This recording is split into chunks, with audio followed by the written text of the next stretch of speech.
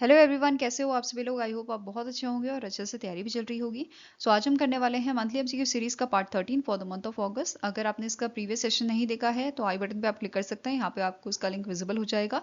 और इस लेक्चर का जो पीडीएफ है वो आपको अपलोड कर दिया जाएगा हमारे टेलीग्राम चैनल पे, जिसका लिंक डिस्क्रिप्शन बॉक्स में दिया हुआ है, आप इसे ज्वाइन कर सकते हैं। So let's begin with the session. पहला आपका क्वेश्चन है, the department of ex serviceman welfare under the ministry of defence recently signed an agreement with which organization to improve the delivery of pension, healthcare, resettlement and welfare services for over 63 lakh military veterans and their dependents. तो recently department of ex serviceman welfare जो है, जो ministry of defence के under आता है, इन्होंने एक agreement sign किया है क्वालिटी काउंसिल ऑफ इंडिया के साथ। ठीक है, किस चीज के लिए? इंप्रूव करने के लिए डिलीवरी ऑफ पेंशंस, ठीक है, health care services, resettlement and welfare services जो हैं आपकी, जो प्रोवाइड की जाती है मिलिट्री वेटरन्स को और उनके डिपेंडेंट्स को। ठीक है, इस चीज के लिए तो आंसर क्या हो जाएगा? क्वालिटी काउंसिल ऑफ इंडिया के साथ ये अग्रीमेंट साइन हुआ है। एंड QCI जो है, इसका हेडक्वार्टर आपका लोकेटेड है न्यू दिल्ली में और करंट चेयरमैन इसके हैं Jaxay Shah. Okay, now next up question है, what is the name of a scholarship program that was launched by the National Highways Authority of India in partnership with Vertis Infrastructure Trust to support the higher education of children of a toll plaza employees। तो recently एक project launch किया गया है। ठीक है, इस project का main M है कि जो आपके टोल प्लाजा पे एम्प्लॉयज काम करते हैं उनके बच्चों को हायर एजुकेशन के लिए स्कॉलरशिप्स दी जाएं। ठीक है, तो इस स्कॉलरशिप के तहत जो आपके 11वीं क्लास के बच्चे हैं टिल दी अंडर ग्रेजुएट, उनको 12,000 की यहाँ पे फाइनेंशियल जो अमाउंट है, ठीक है, वो दिया जाएगा। और ऐसे ही आपका जो पोस्ट ग्रेजुएट वाले बच्चे जो होंगे, ठीक है, 50 बच्चे ऐसे जो ब्राइट स्टूडेंट होंगे उनको 50,000 का अमाउंट जो है एनुअली दिया जाएगा। ठीक है, ऐसा इस प्रोजेक्ट का मेन एम है और इस प्रोजेक्ट का नाम रखा गया है प्रोजेक्ट आरोहन। ठीक है, आंसर यहाँ पे क्या है आपका? Option number B. फाइन, इस प्रोजेक्ट को लॉन्च किया गया था संतोष कुमार यादव जो चेयरमैन है NHAI के, एंड जफर खान जो एग्जीक्यूटिव डायरेक्टर हैं and joint chief executive officer हैं आपके वर्टिस इंफ्रास्ट्रक्चर ट्रस्ट के। क्लियर है? नाउ थोड़ा और इन्फॉर्मेशन देख लेते हैं। जो ये प्रोजेक्ट है इसे इम्प्लीमेंट कौन करेगा? भारत केयर इनिशिएटिव जो आपका SMEC ट्रस्ट का है। ठीक है, इसके तहत मतलब इस प्रोजेक्ट के लिए, इस प्रोजेक्ट के फर्स्ट फेज के लिए बेसिकली 1 करोड़ का अमाउंट जो है वो एलोकेट किया गया है और फर्स्ट फेज आपका जुलाई 2025 से मार्च 2026 तक रहेगा। ठीक है, अब जैसे कि मैंने आपको बताया 12,000 का अमाउंट जो है एनुअली यहाँ पे दिया जाएगा फाइनेंशियल ईयर 2026 में। ठीक है, 500 स्टूडेंट्स को ये दिया जाएगा। वहीं पे 50 आपके जो ब्राइट स्टूडेंट होंगे पोस्ट ग्रेजुएशन के, उनको पोस्ट ग्रेजुएट वाले, उनको 50,000 का अमाउंट यहाँ पे दिया जाएगा। ठीक है, now next आपको क्वेश्चन है, the cabinet committee on economic affairs recently approved 4 railway projects proposed by the ministry of railways. What is the total estimate cost of these projects? तो रिसेंटली यूनियन कैबिनेट ने अभी 4 railway projects जो हैं, मतलब ministry of railways द्वारा propose किए हुए project हैं, उनको अप्रूवल दिया है, हरी झंडी दी है। और इन प्रोजेक्ट्स का जो टोटल अमाउंट है आपका वो है 12,328 करोड़ का। ठीक है, आंसर आपका यहाँ पे हो जाएगा ऑप्शन नंबर ई। और एक एक करके अब इन प्रोजेक्ट्स को भी देखते हैं। पहला प्रोजेक्ट आपका है रेलवे रूट 1 का, फ्रॉम सिकंदराबाद टू वाड़ी। ठीक है, एंड इसका टोटल लेंथ आपका रहेगा 173 किलोमीटर्स का। आउटले कितना है? 5,1200 करोड़ का। And it will be completed by the 5 year. ठीक है, 5 सालों में कंप्लीट किया जाएगा। देन दूसरा आता है railway route 2 Bhagalpur to Jamalpur. ठीक है, इसकी लेंथ है 53 किलोमीटर्स की, कॉस्ट रहेगी 1,156 करोड़ की, and it will be completed in the 3 year. Next आता है रेलवे रूट 3 का, ये थर्ड प्रोजेक्ट है, जिसमें आपका इंक्लूडेड है doubling of Furkating new Tinsukia rail route in Assam, and इसकी लेंथ है 194 किलोमीटर की, एंड इसका कॉस्ट रहेगा आपका 3,634 करोड़ का, and it will be completed with in 4 year. Okay, next आपके प्रोजेक्ट हैं, जैसे एक आपका प्रोजेक्ट है जो अप्रूव किया गया है रेल लाइन कच्छ का। ठीक है, ये कनेक्ट करेगा Deshalpur to Hajipur to Luna.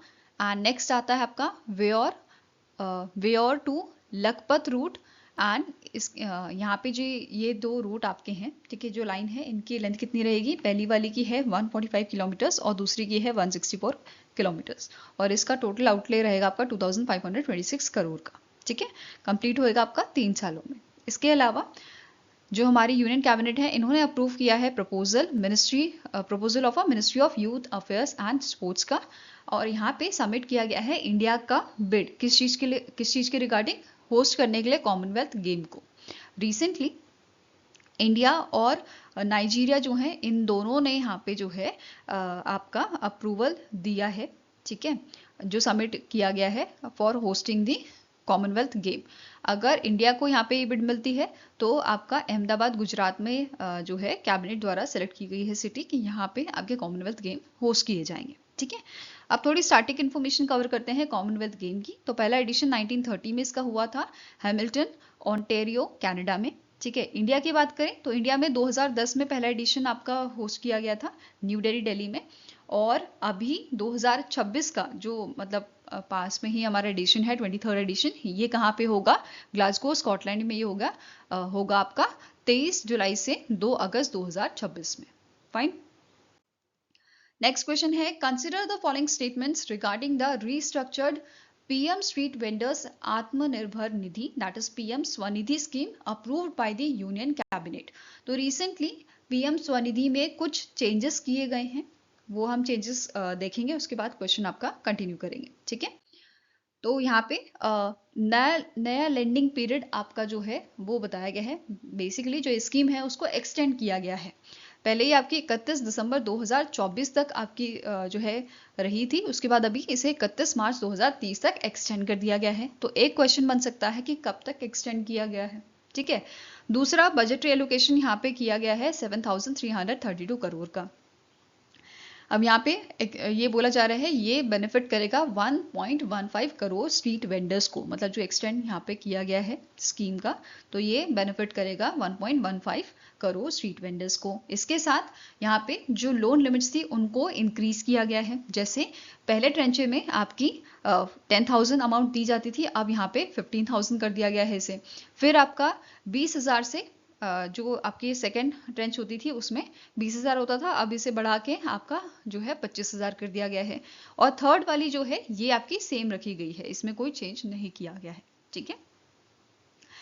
Now यहाँ पे क्रेडिट एक्सेस फैसिलिटी जो है, मतलब यूपीआई लिंक्ड रुपे कार्ड जो है वो भी अब यहाँ पे दिया जाएगा, which offers instant credit access to business and personal needs of your beneficiary, right? Next है डिजिटल कैशबैक इंसेंटिव यहाँ पे आपका लाया गया है अप टू 1,600 का रिटेल और होलसेल यूपीआई ट्रांजैक्शन की फैसिलिटी यहाँ पे बेसिकली जो ऑफर है वो यहाँ पे प्रोवाइड किया गया है। इन ट्रांजैक्शंस पे कैशबैक जो है कैशबैक अमाउंट जो है वो दिया जाएगा। फाइन।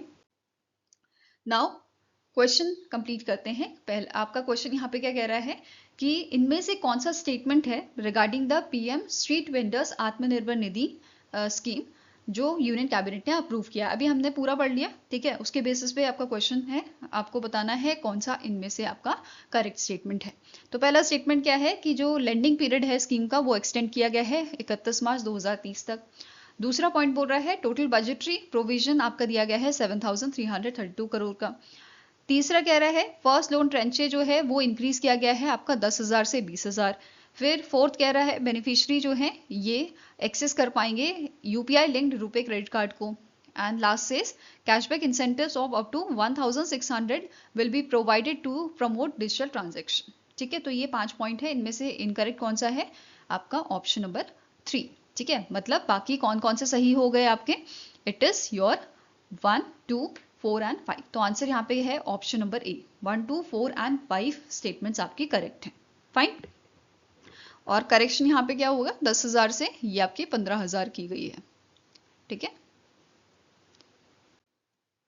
नाउ अब स्टैटिक इन्फॉर्मेशन भी कवर करते हैं। पीएम स्वनिधि स्कीम जो है कब लाई गई थी, 2020 में ये लॉन्च की गई थी, और इसे इंप्लीमेंट कौन करता है, ministry of housing and urban affairs and department of financial services द्वारा इसको इंप्लीमेंट किया गया है, ठीक है।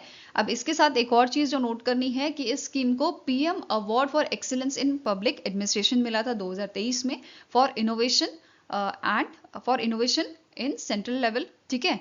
नेक्स्ट आपका यहाँ पे एक और अवार्ड इसे मिला है, silver award for excellence in governance process री engineering for digital transformation in the year 2022, ठीक है, 2022 के लिए। ओके, तो ये दोनों अवार्ड्स इस स्कीम को मिले हैं। साथ में ही यहाँ पे अचीवमेंट्स की बात भी कर लेते हैं स्कीम की। तो पहला है टोटल लोन डिसबर्स जो किए गए हैं एज ऑफ जुलाई 30 जुलाई 2025, ये आपके हैं ओवर 96 लाख लोन्स, ठीक है। टोटल अमाउंट आपका है 13,797 करोड़ का। फिर बेनिफिशरीज जो इसमें कवर्ड है आपके, it is more than 68 lakh street vendors. Fine. Digital empowerment की बात करें तो डिजिटली एक्टिव वेंडर्स कितने हैं, नियरली 47 लाख हैं, ठीक है। टोटल डिजिटल ट्रांजैक्शन यहाँ पे ओवर 557 करोड़ का हुआ है और ट्रांजैक्शन वैल्यू आपकी यहाँ पे रही है 6.09 लाख करोड़ की, ठीक है। और total cashback earn it is your 241 crore, ठीक है। नेक्स्ट क्वेश्चन है, इन अगस्त 2025 to commemorate 1 year of a Bio E3 policy, Union Minister of Science and Technology Jitendra Singh launched the Biotechnology for Economy, Environment and Employment, that is Bio E3 challenge for youth at National Media Center in New Delhi, Delhi. What is the theme of this national level challenge? तो recently हमारे जो union minister हैं, ministry of science and technology के जितेंद्र सिंह, इन्होंने launch किया है आपका bio E3 policy challenge, ठीक है। अब इस चैलेंज के बारे में पढ़ेंगे। अब जो ये चैलेंज है आपका बायो E3 चैलेंज, इसका मेन ऑब्जेक्टिव क्या है, it's aims to design safe by default biological solutions targeting challenges in health, agriculture, environment and industry, ठीक है। अब ये जो चैलेंज है इसमें पार्टिसिपेट कौन कर सकता है, स्कूल स्टूडेंट्स जो 6 से 12 क्लास के हैं, university students, researchers and faculty, startup Indian citizens, ठीक है। तो ये सब इसमें पार्टिसिपेट कर सकते हैं। और यहाँ पे एक और चीज, बायो E3 पॉलिसी जो है इसको लॉन्च कब किया गया था, इसे 2024 में आपका लॉन्च किया गया था पीएम मोदी द्वारा, ठीक है। पीएम मोदी जी ने इसे लॉन्च किया था और इसे इंप्लीमेंट कौन करता है, department of biotechnology, department of bio technology इसे इंप्लीमेंट करता है, ठीक है। अब ये जो चैलेंज है इसका फॉर्मेट एंड रिवॉर्ड की बात करें तो ये आपका शुरू होगा 1st of every month starting from October 2025, ठीक है। नेक्स्ट है जो टॉप 10 विनर्स आपके रहेंगे मंथली, ठीक है, उनको कैश प्राइज दिया जाएगा 1 लाख का। एंड 100 बेस्ट आइडियाज जो होंगे उनको फंडिंग यहाँ पे प्रोवाइड की जाएगी up to 25 lakh disperse in 2 tranches, ठीक है। नाउ अब क्वेश्चन कंप्लीट करते हैं। जो बायो E3 पॉलिसी चैलेंज, आपका बायो E3 चैलेंज जो है फॉर यूथ, इसका थीम आपका क्या था, it's theme was design microbes, molecules and more, ठीक है, ये इसका थीम था। तो आंसर आपका हो जाएगा ऑप्शन नंबर बी। इसी के साथ आपको नोट करना है, इंडिया की बायो इकोनॉमी जो है ये 2024 में पहुंच गई है 165.7 बिलियन US डॉलर की, और हमारा एम है बाय 2030 हम इसे 300 बिलियन US डॉलर जो है वो पहुंचाएं, ठीक है। साथ में ही एक और चीज नोट करनी है, इंडिया का पहला एग्री फूड बायोटेक्नोलॉजी इंस्टीट्यूट जो है वो है national agri food biotechnology institute, जो स्टैब्लिश किया गया था आपका 2010 में मोहाली, पंजाब में, ठीक है। नाउ अब एक और इसी से रिलेटेड न्यूज है कि यूनियन मिनिस्टर ने इंडिया का पहला नेशनल बायो फाउंड्री नेटवर्क जो है वो लॉन्च किया है, जिसमें 6 इंस्टीट्यूशन आपके हैं। कौन कौन से हैं, international centre for genetic engineering and biotechnology, next है biotechnology research innovation council, national agri food biotechnology institute, translation health science and technology institute, institute of pesticide formulation technology, national centre for cell science and advance centre for treatment research and education in cancer of a Tata memorial centre, ठीक है।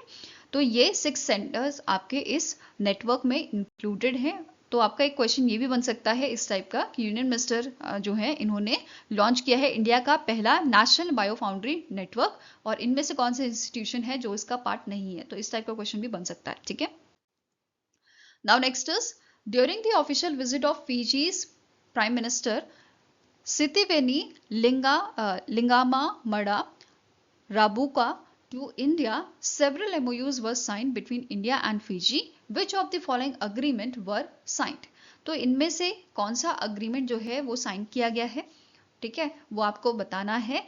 And यहाँ पे total वैसे 9 agreement जो है वो sign किए गए थे, उनके बारे में भी डिस्कस करेंगे। पहले गो थ्रू करते हैं क्वेश्चन को। तो पहला स्टेटमेंट क्या है, एक एमओयू आपका साइन किया गया है for design, construction and operation of 100 bedded super speciality hospital in सुवा, फिजी। दूसरा कह रहा है एक एमओयू साइन किया गया है to supply low cost generic medicine under the Pradhan Mantri Jan Aushadhi scheme.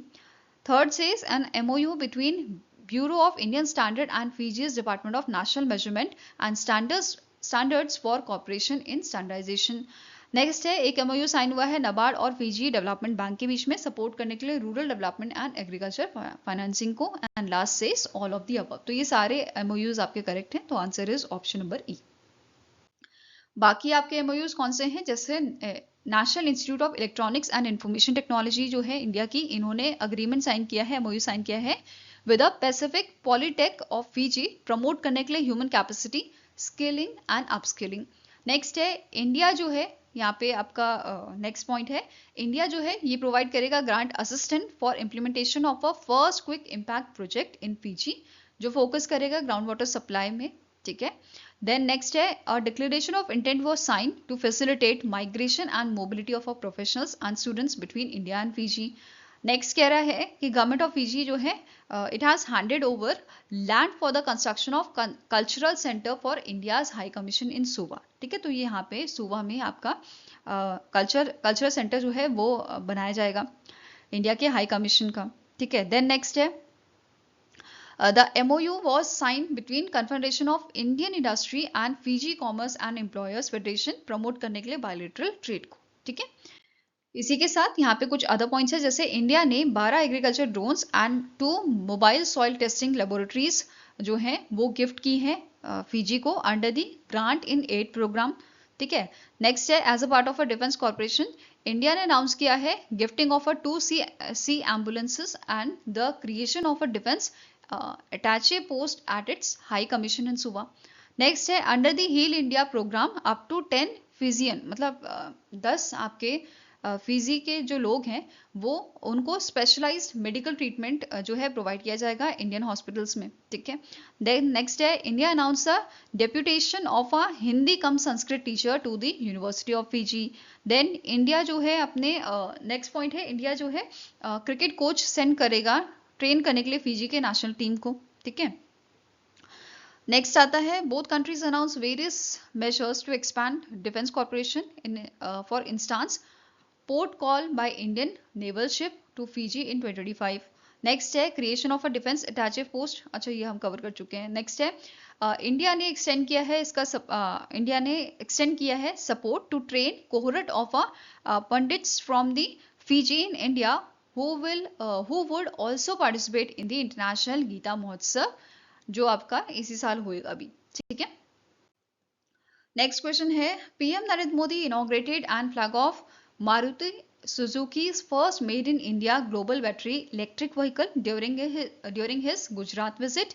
What is the name of this electric vehicle? तो रिसेंटली एक इलेक्ट्रिक व्हीकल मारुति सुजुकी का वो इनॉग्रेट किया है पीएम मोदी जी ने, जिसका नाम है ई वितारा, ठीक है। आंसर आपका यहाँ पे हो जाएगा, it is option number A. इसी के साथ पीएम मोदी जी ने फ्लैग ऑफ किया था सुजुकी मोटर प्लांट इन दी हंसलपुर अहमदाबाद, ठीक है। नाउ कुछ और पॉइंट्स आपके जो रिलेटेड हैं पीएम मोदी जी के विजिट थे मतलब गुजरात विजिट से, जैसे इन्होंने डेडिकेट किया था नेशन को रेलवे प्रोजेक्ट्स वर्थ ₹1400 करोड़, ठीक है। पहला इसमें आता है Mehsana to Palanpur rail line, ठीक है, जिसका आपका लेंथ है 65 किलोमीटर्स का। Then gauge conversion Kalol to Kadi to Katosan, इसका लेंथ आपका 37 किलोमीटर्स का है। देन बिचराजी टू रानुज, जिसका लेंथ है आपका 40 किलोमीटर्स का। एंड नेक्स्ट है ट्रेन सर्विसेज, इन्होंने फ्लैग ऑफ की थी पैसेंजर ट्रेन आपकी Katosan road to Sabarmati and car loaded freight train, ये आपका है फ्रॉम बिचराजी, ठीक है। देन इन्होंने इनॉग्रेट किया था widening of a Viramgam to Khudad to Rampura road, ठीक है, 6 lane under passes on Ahmedabad Mehsana Palanpur corridor. Then railway overbridge इन्होंने इनॉग्रेट किए थे अहमदाबाद टू विरामगम स्ट्रेच। ठीक है, इन्होंने फाउंडेशन स्टोन रखा था widening of a Sardar Patel ring road in Ahmedabad and urban projects for water and sewage systems के लिए। ठीक है, इसके अलावा इन्होंने इनॉग्रेट किया था Uttar Gujarat Vij company limited distribution projects Ahmedabad Mehsana and Gandhinagar में। फिर इन्होंने इनॉग्रेट किया था स्लम रीडेवलपमेंट। ठीक है, इन्होंने प्रोजेक्ट्स आपके इनॉग्रेट किए थे related to slum redevelopment at the Ramapir no Tekro under the Pradhan Mantri Awas Yojana. इन्होंने फाउंडेशन स्टोन रखा था new stamp and registration building का अहमदाबाद में and state level data storage centre का गांधीनगर में। ठीक है, इसी के साथ एक और इनॉग्रेशन है आपका हाइब्रिड बैटरी इलेक्ट्रोड प्रोडक्शन का in the TDS lithium ion battery plant, जो जॉइंट वेंचर है आपका, मतलब टीडीएस जो है जो जॉइंट वेंचर है तोशिबा डेंसो एंड सुजुकी का। ठीक है, इसी के साथ यहाँ पे ये भी बोला गया है आने वाले 5 से 6 सालों में सुजुकी जो है $8 बिलियन का इन्वेस्टमेंट यहाँ पे करेंगे। ठीक है, नाउ नेक्स्ट आपको क्वेश्चन है name the player who won the diamond league final 2025 जो आपका जूरिच स्विट्जरलैंड में हुआ था। तो answer here is it is Julian Weber. ठीक है, इन्होंने जो फाइनल मैच हुआ था, ठीक है, फाइनल जो हुआ था डायमंड लीग का वो जीता है and he belongs from the Germany. और इनका थ्रो जो था बेस्ट थ्रो वो 91.51 मीटर का था। वेयर इज रनर अप यहाँ पे थे इंडिया के Neeraj Chopra with 85.01 metre throw. Okay, now next आपको क्वेश्चन है who were announced as a flag bearer of a Indian contingent for 12th world para athletic championship जो आपका जवाहरलाल नेहरू स्टेडियम में होगा न्यू दिल्ली में। तो आंसर आपका है यहाँ पे है धर्मवीर एंड प्रीतिपाल। ठीक है, धर्मवीर नैन एंड प्रीतिपाल जो हैं ये आपके फ्लैग बेरियर हैं इंडियन कंटिजेंट के। अब बात करें आपके वर्ल्ड पैरा एथलेटिक चैंपियनशिप की, तो ये आपकी 27 सितंबर से 5 अक्टूबर तक चलेगी। जवाहरलाल नेहरू स्टेडियम में ये होगा और इसके ऑर्गेनाइजर आपके हैं पैरालंपिक कमेटी ऑफ इंडिया। ठीक है, ब्रांड एम्बेसडर कौन है? कंगना रनौत है। नाउ अब यहाँ पे बात करते हैं धर्मवीर नयन की। ये पैरा एथलीट हैं जो बेसिकली compete करते हैं क्लब थ्रो और डिस्कस थ्रो में। वहीं पे प्रीतिपाल जो है ये आपके पैरा एथलीट हैं, ट्रैक एंड फील्ड दोनों में ये आपके जो है पार्टिसिपेट करती हैं। Okay, next is which among the following company और company successfully launch satellites on board SpaceX Falcon 9 rocket under the national advance optical system that is NAOS mission from Vandenberg space force base in California USA। तो इनमें से कौन सी India की company है या companies हैं जिन्होंने सक्सेसफुली अपने सैटेलाइट्स यहाँ पे लॉन्च की हैं? तो it is Dhruv space and Pixxel space. ठीक है, तो आंसर आपका यहाँ पूछा जाएगा option number D that is both A and B are correct. ठीक है, पिक्सल स्पेस ने 3 नए फायरफ्लाई सैटेलाइट जो हैं वो लॉन्च किए थे। ठीक है, दूसरा ध्रुव स्पेस जो है इन्होंने अपना लीप 01 जो आपका सैटेलाइट है वो लॉन्च किया था जिसमें ऑस्ट्रेलिया का एक्ला टेक नेक्सस 01 मिशन शामिल था एंड आपका hyper spectral imager over the rainbow that is OTR-2 यहाँ पे जो है 2 पेलोड गए थे आपके लीप 1 मिशन के साथ। ठीक है, लीप 01 सैटेलाइट के साथ। ओके, नाउ यहाँ पे स्टैटिक इन्फॉर्मेशन कवर कर लेते हैं पिक्सल स्पेस की। ठीक है, पिक्सल स्पेस इंडिया जो है इसके CEO हैं अवैस अहमद। हेडक्वार्टर बेंगलुरु में लोकेटेड है, बेंगलुरु कर्नाटका में, और 2019 में इसे स्टैब्लिश किया गया था। वहीं पे ध्रुव स्पेस की बात करें, इसके करंट CEO है संजय श्रीकांत नेकांती। हेडक्वार्टर आपका हैदराबाद तेलंगाना में लोकेटेड है और 2012 में इसे स्टैब्लिश किया गया था। Now next आपको क्वेश्चन है the appointments committee of cabinet approved 1 year extension for Satish Kumar as a chairman and CEO of which government body. तो इनमें से कौन सी ऑर्गेनाइजेशन है जिसके चेयरमैन एंड CEO आपके सतीश कुमार हैं जिनको 1 साल का एक्सटेंशन दिया गया है? ठीक है, तो answer here is option number B, he is a chairman of Indian railway board.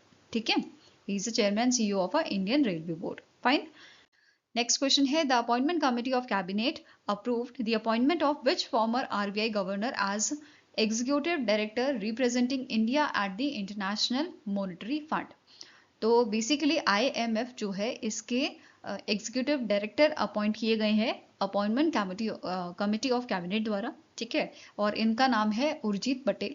ठीक है, क्या नाम है? उर्जित पटेल, जो आपके 24th RBI के गवर्नर रहे थे। तो कभी कभी आपको ऐसा प्रीवियस इंफॉर्मेशन बेस्ड क्वेश्चन जो है वो भी पूछ लिया जाता है। ठीक है, तो इन्होंने सर्व किया है 24th RBI गवर्नर। ठीक है, साथ में ही आपका ये अपॉइंटमेंट होने से पहले, मतलब इंटरनेशनल मॉनेटरी फंड में एग्जीक्यूटिव डायरेक्टर के पद पे आने से पहले इन्होंने vice president as a serve किया है for investment operation at the Beijing based Asian infrastructure investment bank, ठीक है, AIIB में। अब इन्होंने as a executive director replace किया है कृष्णमूर्ति सुब्रमण्यन को। Okay, now next is which airline recently become the fourth Indian carrier to join the international air transport association. IATA जो है ये आपका एक एयरलाइन ट्रेड एसोसिएशन है जिसका पार्ट अभी रिसेंटली बना है एयर इंडिया एक्सप्रेस, ठीक है। तो ये आपका फोर्थ एयरलाइन है जो इंटरनेशनल एयर ट्रांसपोर्ट एसोसिएशन का पार्ट बना है, एंड इससे पहले air India, Indigo and SpiceJet इसके पास पार्ट आपके रह चुके हैं, ठीक है। नेक्स्ट क्वेश्चन है which bank partnered with the BharatPe to launch India's first EMI driven credit card. कभी अभी मुझे कमेंट सेक्शन में आप ये बताइए कि EMI का फुल फॉर्म क्या होता है, ठीक है। तो इनमें से कौन सा बैंक है जिसने भारत पे के साथ मिलकर लॉन्च किया है इंडिया का पहला EMI ड्रिवन क्रेडिट कार्ड। तो it is launch in collaboration with the unity small finance bank, ठीक है। यूनिटी स्मॉल फाइनेंस बैंक और भारत पे ने मिलकर लॉन्च किया है आपका EMI क्रेडिट कार्ड। ओके, अब जो कार्ड है इसका नाम है यूनिटी बैंक भारत पे क्रेडिट कार्ड। इसके लिए एलिजिबिलिटी क्या है कि जो पर्सन है, जो इंडिविजुअल है, वो 21 से 65 ईयर्स के बीच में होने चाहिए। इनके मिनिमम एनुअल इनकम अगर सैलरीड इंडिविजुअल है तो 2.5 लाख होनी चाहिए, और अगर सेल्फ एम्प्लॉयड है तो 5 लाख होनी चाहिए, ठीक है। और यहाँ पे एक और पॉइंट क्या बोला गया है कि जो मंथली अनपेड स्पेंड्स हैं अबव ₹1000 ये ऑटोमेटिकली कन्वर्ट हो जाएंगे आपके EMI में, ठीक है, with a flexible tenure of up to 12 months with a penalty free payment, prepayment ये आपकी रहेगी, ठीक है। स्टैटिक इन्फॉर्मेशन भी कवर करते हैं यूनिटी स्मॉल फाइनेंस बैंक के। इसके करंट CEO हैं इंद्रजीत कमोत्रा, हेडक्वार्टर मुंबई महाराष्ट्र में लोकेटेड है, और इसे 2021 में आपका स्टैब्लिश किया गया था। Okay, now next is which e-commerce marketplace partnered with SBI Card and Payment Services Limited to launch a new co-branded credit card। तो recently SBI card and payment services ने कोलैबोरेशन किया है, पार्टनर किया है फ्लिपकार्ट के साथ लॉन्च करने के लिए को ब्रांडेड क्रेडिट कार्ड, जिसकी इमेज यहाँ पे आप देख सकते हैं, ठीक है। जो कार्ड है इसका नाम है Flipkart SBI credit card, and यहाँ पे ये जो कार्ड है ये आपका मास्टर कार्ड और वीजा प्लेटफॉर्म दोनों ही नेटवर्क पे आपका अवेलेबल है, ठीक है। Now next question is India signed an MOU with which country to enhance technical cooperation in agriculture and allied sectors। तो इनमें से कौन सा कंट्री है जिसने रिसेंटली इंडिया के साथ जो है आपका MOU साइन किया है, ठीक है। तो it is your option number D, that is Bhutan ने ये अग्रीमेंट साइन किया है आपका एग्रीकल्चरल, ठीक है। मतलब जो ये MOU है ये बेसिकली आपका एग्रीकल्चर एंड अलाइड सेक्टर्स के लिए साइन किया गया है।